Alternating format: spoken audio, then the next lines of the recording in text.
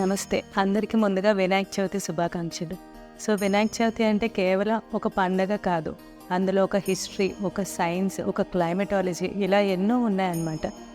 మనం ఈ వీడియోలో కంప్లీట్‌గా చూద్దాం ఏంటనేది. ఫస్ట్ చూసుకుంటే ఈ వినాయక చవితి అనేది ఇంతకు ముందు అంటే 1890స్‌కి ముందే ఒక ఇంట్లో చిన్న పూజలా చేసుకునేవాళ్ళు.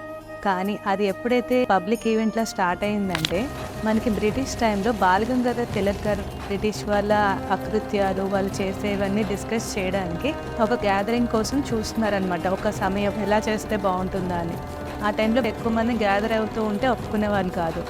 దగ్గరలో ఈ పండుగ రావడం చూసి ఆయన స్టార్ట్ చేశారు. ఆ తర్వాత నుంచి అది అలా మనకి అలవాటుగా మారి ఇప్పటికీ చేసుకుంటూ ఉన్నాం. ఇదొక ఐఏఎస్ ఇంటర్వ్యూలో కూడా అడిగారు.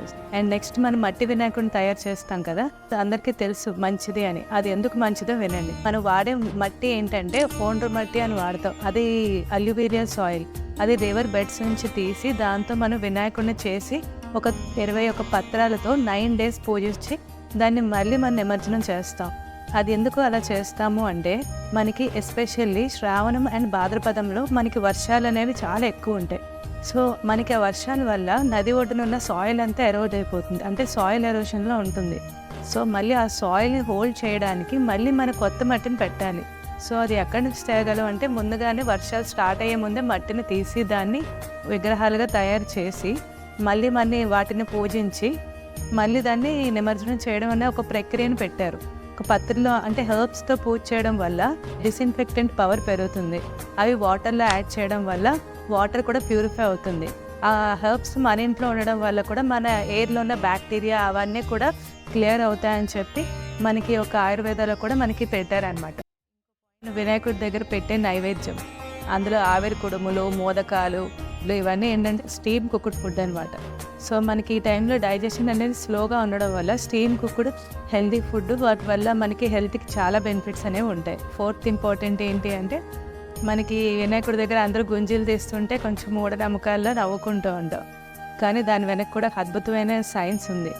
మనకి వెస్టర్న్ వాళ్ళు సూపర్ బ్రెయిన్ యోగా అని ఒక టెక్నిక్ కనిపెట్టారు.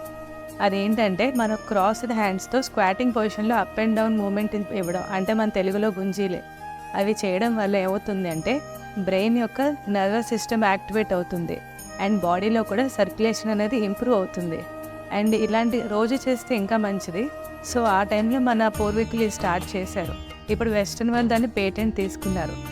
ఇంకో ఇంపార్టెంట్ పాయింట్ ఏంటంటే పిల్లల్లో ఆటిజం అనే ప్రాబ్లం చాలా ఎక్కువ అవుతుంది. మందబుద్ధితనం అనేది మనకి ఒక రెమెడీగా చెప్పొచ్చు. ఎందుకంటే ఆటిజంకి ట్రీట్మెంట్ ఎక్కడా లేదు.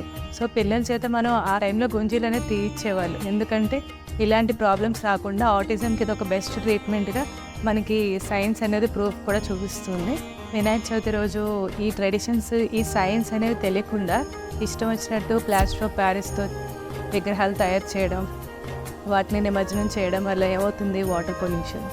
అండ్ నెక్స్ట్ ఏంటంటే డీజే సౌండ్స్ పెట్టి మూవీ సాంగ్స్ ప్లే చేస్తూ పెద్దగా ఒక నాయిస్ పొల్యూషన్ క్రియేట్ చేస్తున్నాం. It's not a party, it's a prayer. Prayer చేసినప్పుడు ఎంత పీస్ఫుల్నెస్ అనేది మనం ఇవ్వగలుగుతామో, మనం పెట్టామంటే ఒక మండపం దాంట్లో అంత పీస్ఫుల్నెస్ ప్రొవైడ్ చేయాలి. And last but not least, అర్థం కాకుండా చదివే చదువు, ఉపయోగం తెలియకుండా పాటించే ఆచారం ఎప్పటికైనా ప్రమాదమే. Thank you.